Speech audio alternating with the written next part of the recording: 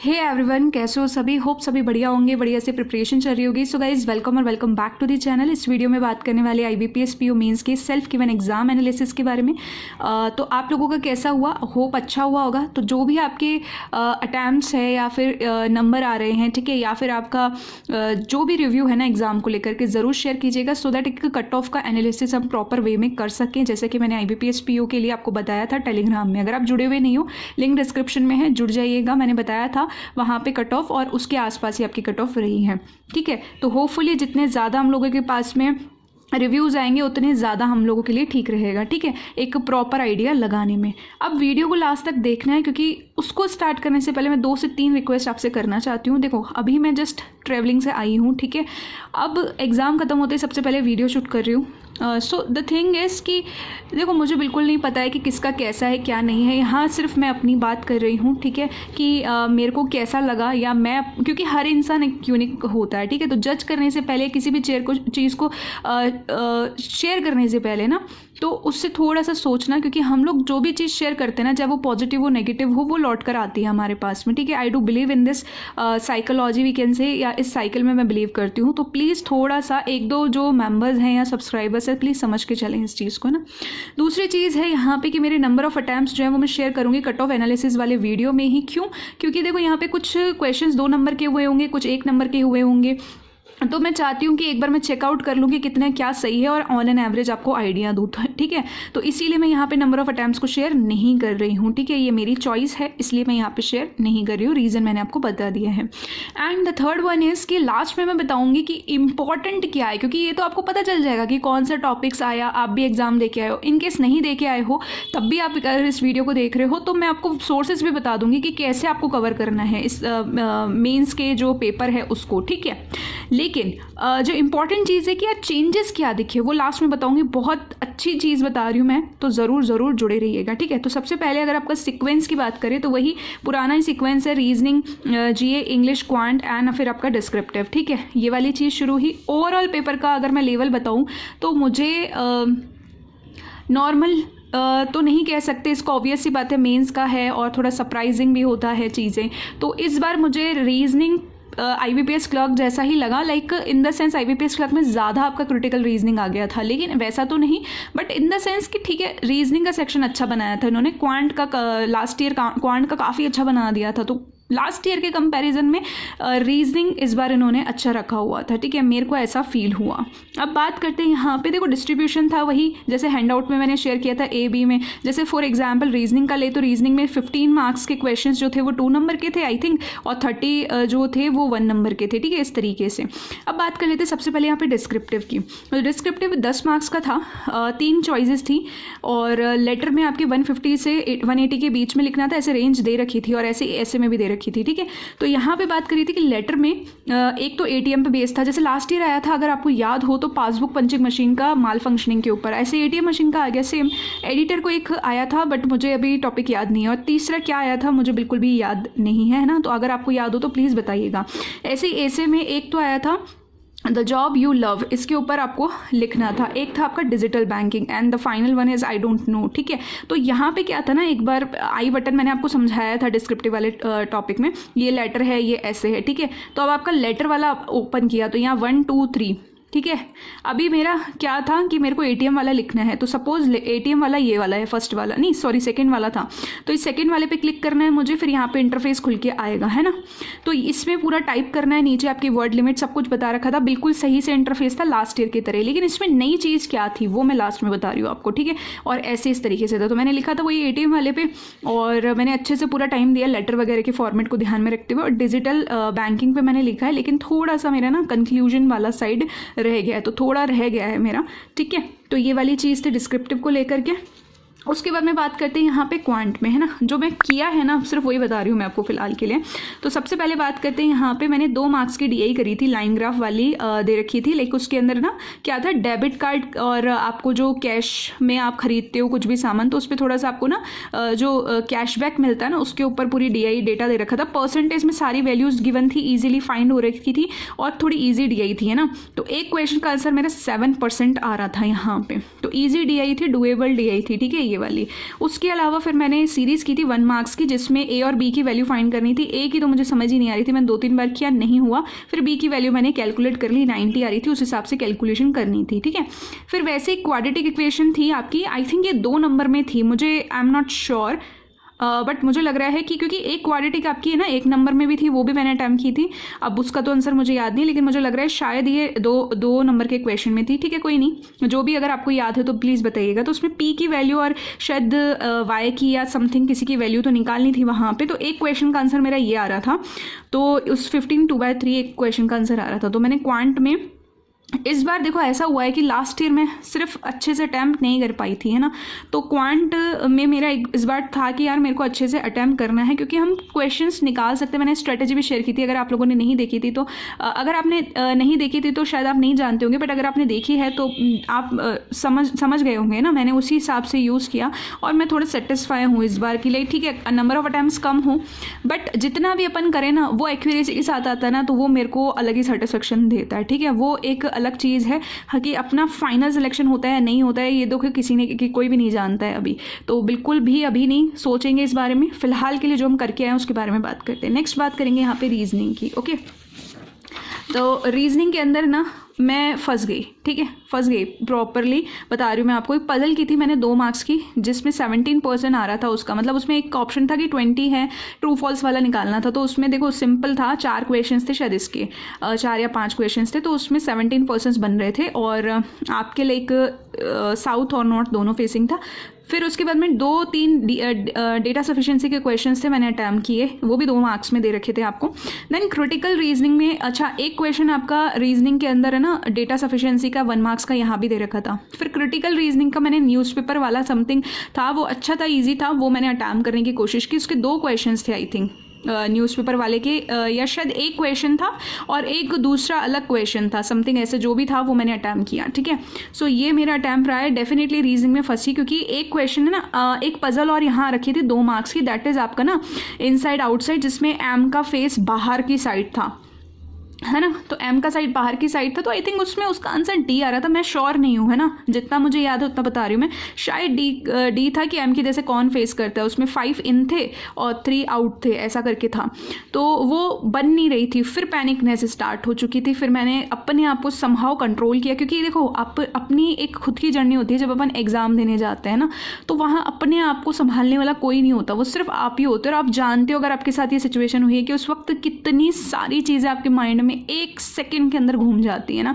आपका मन एकदम ऐसे करता है कि पता नहीं ना जीने की अवस्था रहती है ना मरने की अवस्था रहती है, वैसा कुछ हो जाता है ना। और थोड़ा जब पढ़ के जाते हैं ना अच्छे से तो ये चीज़ें ज़्यादा होती हैं, ठीक है। सो एनीवेज ये थोड़ा सा मेरे साथ में हुआ वहाँ पे। एंड पता नहीं क्यों जब मेरा फेवरेट सब्जेक्ट में मैं फंसती हूँ ना तो मुझे बहुत ज़्यादा दुख होता है, ठीक है।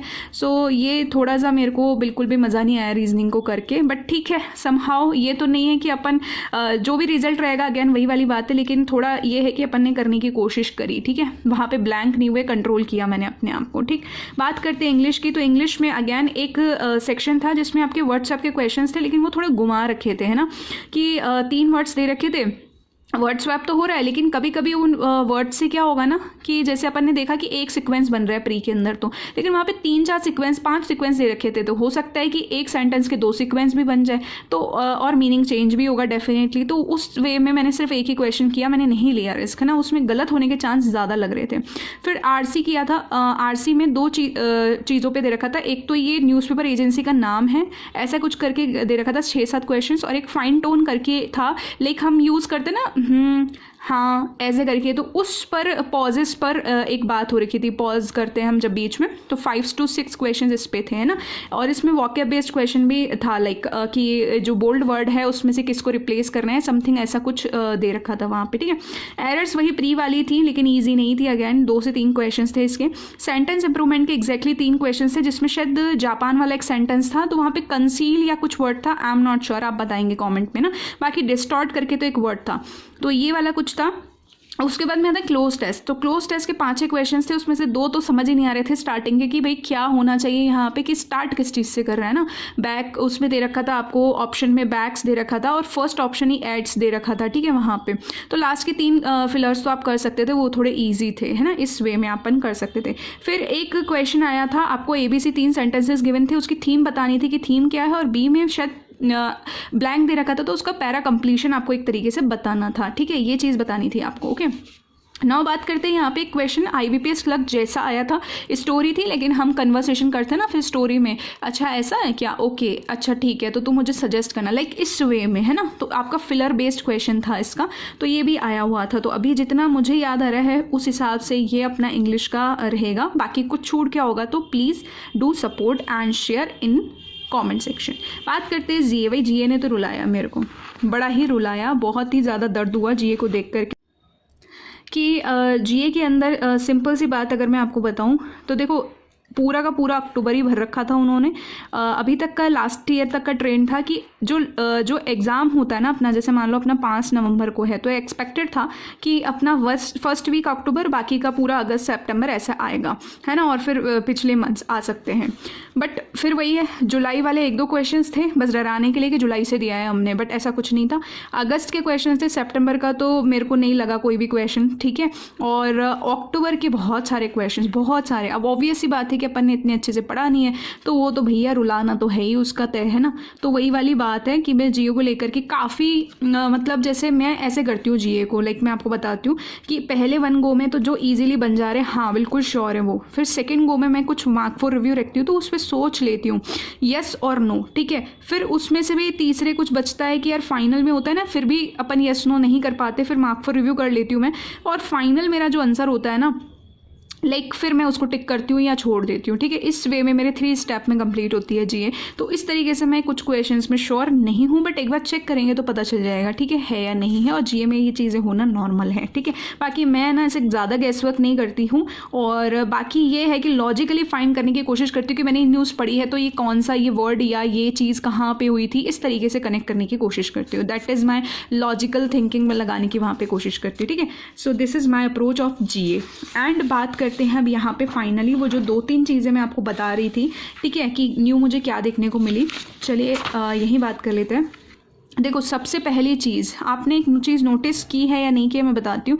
मैंने पूरा का पूरा लेटर लिखा है ना, लेटर में 150 से 180 वर्ड्स दे रखे थे, बट जैसे ही मेरे 150 वर्ड पूरे हुए ना, मतलब मेरे 2-3 लाइनें, एक लाइन बची हुई थी उसमें 2-3 वर्ड्स होंगे, मान लो 7 वर्ड्स होंगे, वो है ना, वो क्या कहते हैं इंटरफेस या हमें बोल सकते हैं, वो आगे ही नहीं बढ़ रहा था, है ना, आगे ही नहीं बढ़ रहा था, और उसमें लिखा हुआ आ रहा था कि you have cross the desired limit, है ना, वो यहाँ तक। तो एक ये लास्ट ईयर ये चीज़ नहीं थी, तो ये चीज़ मुझे न्यू लगी। आपको लगी या नहीं लगी, पूरा लिखा है तो पता चलेगा, अदरवाइज तो फिर शायद आपने नोटिस नहीं की होगी। तो फिर मैंने पूरा लेटर हमें अच्छे से लिखा है, ठीक है। देन उसके बाद में, क्योंकि वही है ना, लास्ट ईयर का थोड़ा बहुत तो याद था ही, और उसमें पासबुक की जगह ATM करना था, बस यही था, है ना। और उसके बाद में बात आती है यहाँ पे डिजिटल बैंकिंग की। तो डिजिटल बैंकिंग में सेम मतलब वही चीज़ उसमें है, ऐसे वाले में भी, है ना। तो मैंने बोला ही था आपको, जब मैंने आपको सजेस्ट किए थे टेलीग्राम के अंदर, अगर आप जुड़े हुए हो तो देख लेना, अभी भी पिन कर रखे हैं मैंने डिस्क्रिप्टिव वाले, उसमें मैंने डिजिटल वाली चीज़ें भी बताई थी, या थोड़ा सा वॉइस नोट के थ्रू भी आप लोगों को, जैसे मैं बताती रहती हूँ या डाउट शेयर करती रहती हूँ वहाँ पे, कि यार डिजिटल वाली चीज़ें सबसे पहले किया करो, ठीक है। वीडियोज़ में भी बता रखा है, ये चीज़ें जो होती है ना, इससे कनेक्ट होकर के ज़रूर आता है, ओके। तो ये वाली बात थी। उसके अलावा ना एक और सबसे अच्छी चीज़ जो शायद आपने नोटिस की, आई डोंट नो, देखो हम क्या बोलते हैं कि यार 1 नंबर वाले करना, वो सबसे पहले प्रायोरिटी रखना, और फिर थोड़ा कॉन्फिडेंस आ जाएगा, फिर 2 नंबर करना, क्योंकि 2 नंबर थोड़े से ना ट्रिकी आते हैं, लेंदी आते, कहीं फंस ना जाओ। ऐसा कुछ नहीं था, ऐसा कुछ नहीं था, लिटरली बता रही हूँ मैं। 1 नंबर वाले सारे हाई लेवल, है ना, सारे हाई लेवल लग रहे थे मुझे। और देखो रीजनिंग की कंडीशन देख करके आप थोड़ा समझ सकते हो। बाकी जो 2 नंबर वाले मैं बताऊँ ना, 2 नंबर वाले काफ़ी डुएबल, तो जो इस चीज़ को समझ गया ना, वो पूरे पेपर को समझ गया, ठीक है। और मुझे स्टार्टिंग में लग गया था, ऐसा नहीं है कि अगर समझ गया तो बहुत मतलब लाइक ऐसे इतनी अटैम्प्ट कर दिए जो कि इनप्रेडिक्टेबल है, नहीं ऐसा नहीं, बट हाँ एक थोड़ा सा उसका पैनिकनेस कम हो गया होगा, ये मेरे कहने का मतलब है। तो डेफिनेटली मैं इस चीज़ को समझ गई थी जब मैंने रीजनिंग उठाई ना। आप सोच रहे हो कि पहले मैंने 2 नंबर का क्वेश्चन किया है, ऐसा था नहीं स्ट्रेटेजी में। जब अपन ने मैंने बताया था, मैंने कहा था 1 नंबर का ही करेंगे और फिर कॉन्फिडेंस आ जाएगा थोड़ा, फिर 2 नंबर का करेंगे। लेकिन क्या था, यहाँ पे पेपर को पढ़ते ही समझ में आ गया था। दैट इज़ द प्रैक्टिस, ठीक है। प्रैक्टिस के बिना ये चीज़ नहीं होती है पॉसिबल, ओके। एंड फाइनली है ना, एक जो तीसरी चीज़ होती है ना, जो सबसे चीज़ जो ज़रूरी मैं बताऊंगी, अभी मैंने क्वांट के लिए बताई थी, तो क्वांट और डिस्क्रिप्टिव को लेके लास्ट टाइम थोड़ा प्रॉब्लम हो गया था। कहते हैं कोई दिन आपका नहीं होता, चाहे आप कितना भी कर लो, है ना। तो बस मुझे नहीं पता कि रिजल्ट क्या होने वाला, मैं सोच भी नहीं रही उसके बारे में। डेफिनेटली थोड़ी टेंशन है मेरे को, क्योंकि रीजनिंग में मेरी जो आज थोड़ी सिचुएशन हो गई थी ना, उस हिसाब से मेरे को बहुत ज़्यादा ऐसा लग रहा है कि लाइक क्यों हो रहा है ना ऐसी चीज़ें, ठीक है। इसके बारे में अगले वीडियो में, अलग से वीडियो में मोटिवेशनल वाले में कहीं बात करेंगे, वो पूरा स्टोरी बताऊंगी मैं अपना उसके बारे में, ठीक है, कि मैंने क्या किया है अभी तक, क्या क्या क्वालिफाई किया है, किस तरीके से, पूरा डिटेल में बात करेंगे। तो अगेन मैंने क्वांट को लेके थोड़ा सेटिस्फाइड हूँ, थोड़ा पॉजिटिव आई है वाइब्स यहाँ से, और डिस्क्रिप्टिव को लेके कि एटलीस्ट जो मैंने चीज़ें बताने की कोशिश किया, जो मैंने अपना थोड़ा सोच करके आपके सामने रिप्रेजेंट करी है ना, उसमें से काफ़ी कुछ आपको देखने को मिला होगा, ठीक है। और अभी भी फैक्ट्स पड़े हैं, आप चाहो तो टेलीग्राम ज्वाइन करके देख सकते हो, ठीक है। ऐसा नहीं कि अभी जाके मैं कुछ शेयर करूँगी, वो शेयर की हुई हैं चीज़ें, ओके। सो ये कुछ मेरा रिव्यू था। आप लोगों का क्या है प्लीज़ कमेंट करके ज़रूर बताइएगा। थैंक यू सो मच अगर आपने इसको एंड तक देखा है और आप मेरी बातों को समझे हो, चीज़ों को समझे हो, ठीक है। सो बस अपना प्यार सपोर्ट बनाए रखिएगा, क्योंकि देखो अगर आप शेयर करते हो चीज़ों, लाइक करते हो थोड़ा सा, तो मोटिवेशन मिलता है और अच्छे से करने के लिए, और ये भी एक पॉजिटिव वाइब देता है। So that's why I always say last में कि please do subscribe the channel, like कर देना, ज़्यादा से ज़्यादा शेयर कर देना। Till then take care, bye bye and all the best. यही होता है ना कि जिस एस्पिरेंट को या अपने को जैसे गाइडेंस थोड़ी लेट मिली है, थोड़ी जल्दी मिल जाती है, अपन और ज़्यादा वर्क कर पाते, तो वही अपना टाइम सेव हो जाता। That's the reason for this. So hope you will understand and focus on the next. Good luck.